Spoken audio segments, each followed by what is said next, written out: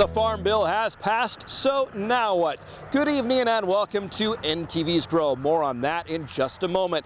Later in the show, we will also see a new John Deere machine, a sneak peek you will only see here on Grow. Plus, we will take a closer look at the cattle markets, and in honor of our first anniversary, a look at some outtakes and bloopers from the past year.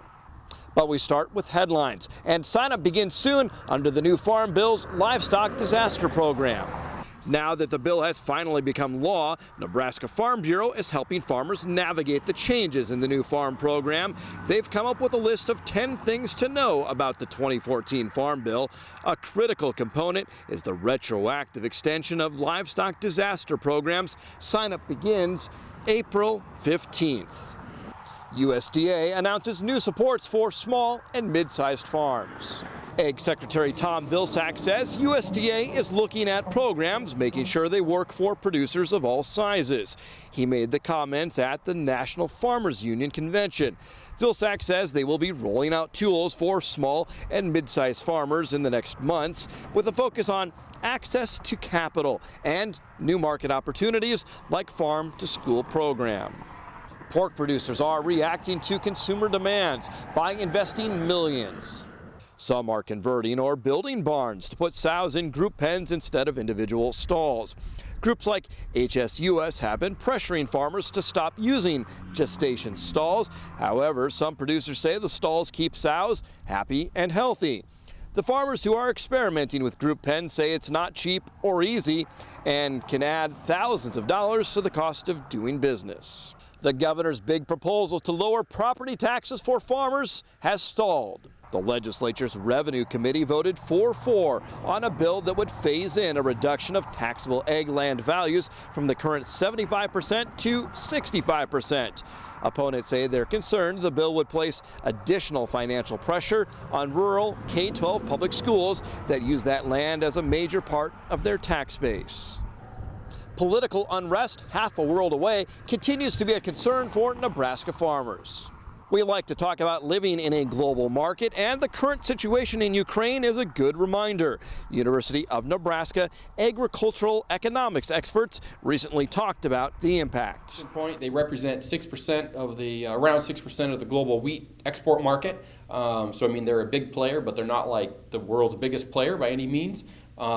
But it just shows when political unrest happens, it can hit right home here to Nebraska in just a matter of hours, essentially. Walter says political tension that causes a price shift in one commodity can spill over into other commodities.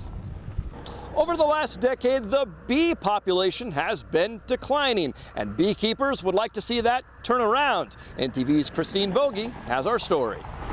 I knew absolutely nothing about bees, absolutely nothing. And one day I had a swarm going across our yard, and I was right in the middle of it before I knew it. And then, finally when the beekeeper came and told me all they did, I just thought, oh my gosh, it is so interesting. So I decided to keep them.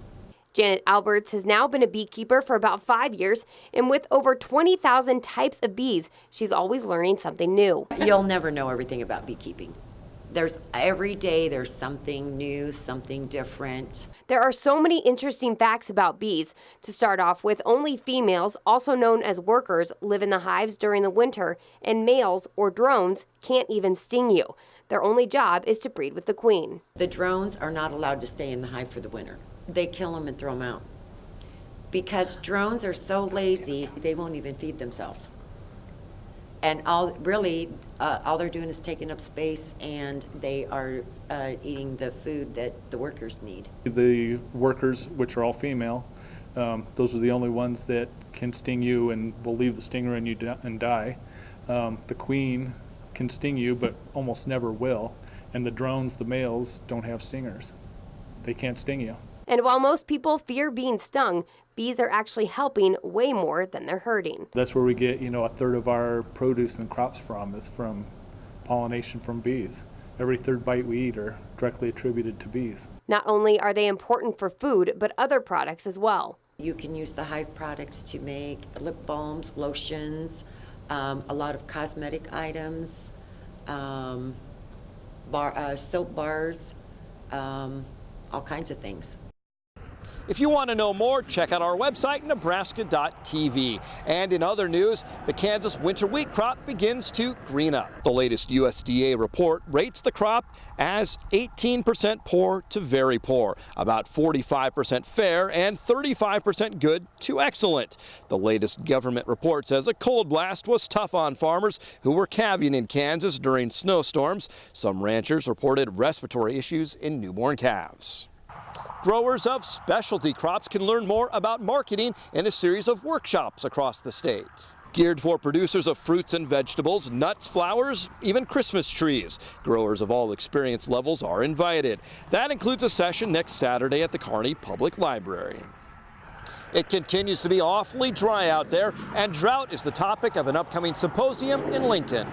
The University of Nebraska's Center for Great Plains Studies is planning its 40th annual event. It's scheduled for April 1st through 4th at the Nebraska Union. The title this year is Drought in the Life, Cultures, and Landscapes of the Great Plains. More than 40 speakers will share their perspectives. 70 years young and still barrel racing. NTV's Lauren Scharf has more.